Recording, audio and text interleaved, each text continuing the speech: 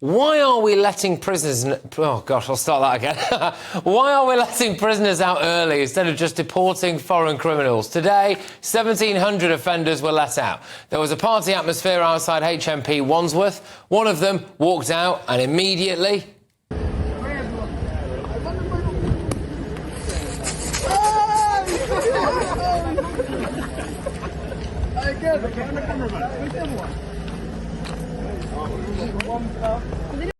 got stuck into the champers, didn't he? Look at the state of that. I bet they're all voting Labour.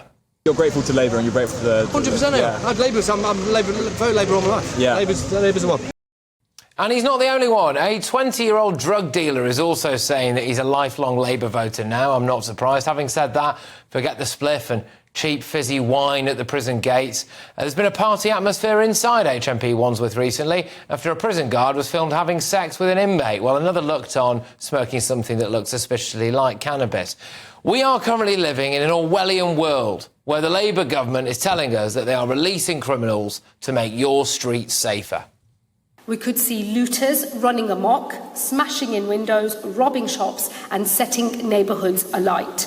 In short, if we fail to act now, we face the collapse of the criminal justice system. Right. So we're going to let them out.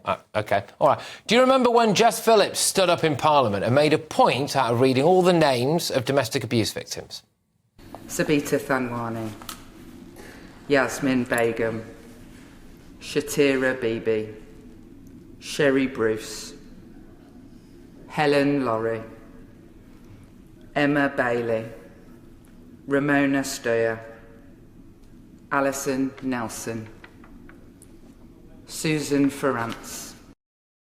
Well, today, domestic abuse victims are living in fear that their abuser has just been released. Now, one of those domestic abusers is reportedly Jason Hoganson. He attacked his ex-girlfriend in the street. It's not clear whether or not she's been informed of his release. Jess Phillips is going to need a longer list, isn't she? Again, this is a choice by Labour. There are roughly 10,400 foreign prisoners in jail. That is about 1 in every 8 prisoners, apparently. Now, this was a point actually raised in Parliament. Thank you, Mr. Speaker. Can the Secretary of State explain why, when there are some 10,000 foreign criminals blocking up space in our jails, why aren't they being removed and deported, simultaneously saving the British taxpayer billions of pounds every year and having the support of millions of British voters? There'll be about 3,500 more prisoners released early in the coming weeks. It is as clear as day that some of these are going to go on and commit horrendous crimes. Labour has made gangsters, drug dealers, violent thugs, thieves and domestic abusers very happy today. Why not keep them banged up and deport the foreign criminals instead? Let's get thoughts from my panel on this tonight, then. I'm joined by columnist and broadcaster Esther Kraku. We've got the former deputy chairman of the Tory party, Jonathan Gullis, and Labour Party activist Susie Stride. Esther, is the answer not just to deport the foreign crims? Well, that would be the most common sense answer. But unfortunately, we don't have returns agreements for countries that have the highest number of offenders, mainly places like Afghanistan, which I don't personally agree with. I don't understand why we don't have a returns agreement with every country, because there's no reason to keep foreign criminals. But there's also the slight issue of technicality. So, for instance, it depends on how long your prison sentence is for you to actually be automatically deported. So there is, I think it's 3 years. If your prison sentence is under 3 years, you're not automatically deported. So those are for lesser crimes. My issue is mainly with the probation service, because the probation service has been extremely underfunded. We know that recidivism rates are particularly high if the person in question has served less than a year's sentence. So is the probation service ready and prepared to actually keep an eye on these people so that they don't commit more crimes? I find it incredibly ironic that Jess Phillips is, who has been a staunch defender of women's rights, especially women who face domestic violence, and yet somehow she's supporting this move. I find that bonkers. I mean, it just doesn't. But it's mainly the probation service, because I don't think an extra 10% of their sentence would have made that much of a difference. Are these people going to commit crimes again? Jonathan, and this does go back to the Tories as well. Why have we got so many foreigners in prison? Supposedly it's 1 in 8 foreign prisoners at the moment. Well, look, we do need to deport and get these returns agreements, and with countries like Afghanistan, simply the Germans are actually deporting people, illegal migrants back to Afghanistan. So why on earth We can't. It doesn't make sense to me. You can't play the ECHR card on that regard. Maybe the Human Rights Act is something that could be used in domestic courts in this country. But again, if that is something that is a blocker, then it's the act of Parliament to then do you really think Starmer's Labour Party is going to do that? So I don't believe it. But I do believe the Tories have questions to answer. We were increasing sentences, rightly so, for horrific offences. We were not building the prison places along at the same time. And look, whilst I therefore hold my hand up as a member of the Conservative Party over the last 4.5 years, therefore bear some responsibility, there could have been Nightingale-style prisons built. We could have used disused army barracks. We could have used Bibby Stockholm-type situations. You know, we did not have to get to the point where 1,700 today, and like you say, there's still another 3,000 to come down the line.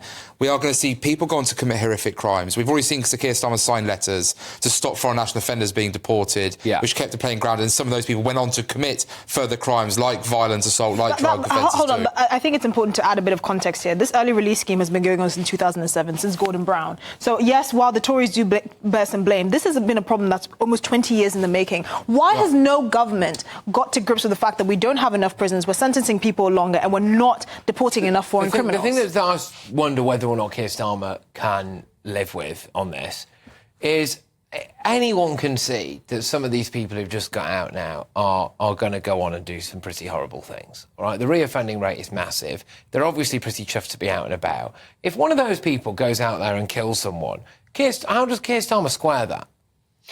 I mean, look, we're in a situation where our prisons are severely overcrowded. They don't actually have another option here. But I think there is a bigger picture which is really important, and I don't think it is just building more prisons.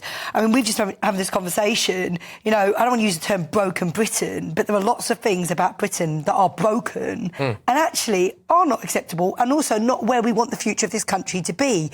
And actually, I don't know if we want to build more prisons. Actually, I think we want to sort out some of these issues. You know, whether it is we want to make sure that, you know, parents are getting more support, or kids that are boarding into homes where there's drug abuse or, you know, big problems with mental health. You know, ultimately, that's not a good situation, but there's no point in penalising the kids for it. We need to make sure that there is early intervention and support. Pastoral care in schools, I can tell you because I've worked in that sector, is poor. It's not well funded. You know, and what's really the optimistic thing here is there is hope. We can turn lives around. I've seen young people that should have gone to prison not go to prison. I've seen lives rehabilitated. I've seen kids that were mugging people become teachers. You know, and this is possible. You know, like Jamie Oliver does his schools. And, you know, we sent one of them off to, you know, Jamie Oliver. And I think, I'm not trying to say, oh, it is a lovely, rosy picture, but actually there's an alternative future for Britain.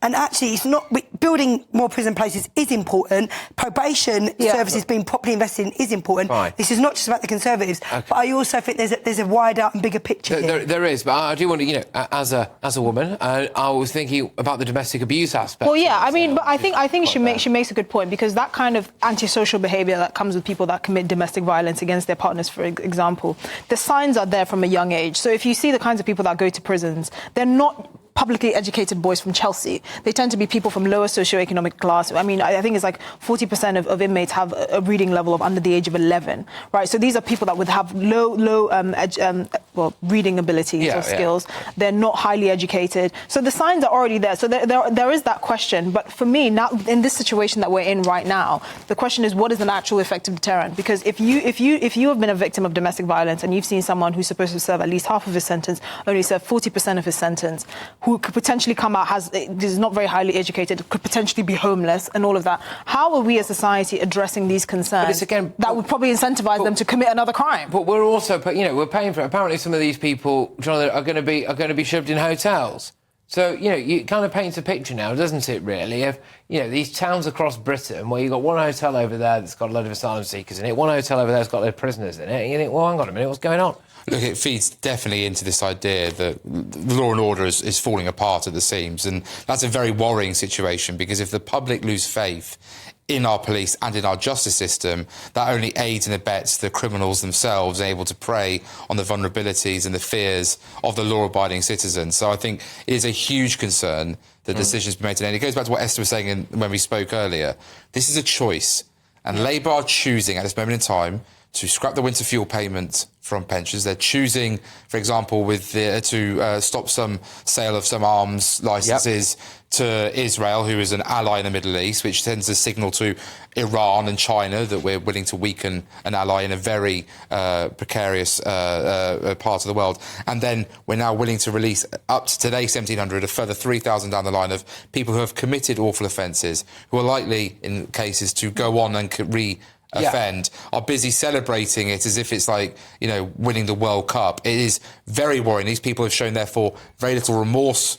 They've probably not gone through the system to actually improve their education outcomes and skills. Many of them are being put in hotels because they're just unprepared. So I don't think they were expecting it either. But where's the deterrent, Susie? Where is the deterrent now? If you're out on the rob, you can almost guarantee that you're not going to get caught. Shoplifting has essentially been decriminalised in a lot of cases in this country at the moment, as it is. But let's just think about more serious crimes, knife crime that's taking place, etc. You've got people there. One of the guys that was released there has apparently got 109 previous convictions, was currently in this time because he beat up his ex-partner in the street. He was on remand for a while, so when he worked it out, the 3 weeks he'd spent in actual prison, it equated to the idea that he'd done 40% of his sentence, so he could be allowed out. Well, there's no deterrent for this guy not to just go and do anything again, is there? I mean, what message are we sending here? Yeah, no, if you're asking me, do I think this is, something that I'm happy about? No, I'm not happy about this. Anyone that's happy about this, it'd be a strange thing to be happy about. This is not a good situation. But the thing is, what is the answer? We've got to reform the justice system. We've not done Nightingale prisons. We could do that. They were unused during COVID. I mean, look, we could do that, but just to say, I actually studied part criminology when I was at university. Yes, part of the thing is, yes, we do need to have deterrents and we do need to have prisons, but we've just spoken about it. Some of these kids come from homes, but before they're out their mum's wombs, their future's decided for them. I'm not cool with that. No, we need to have.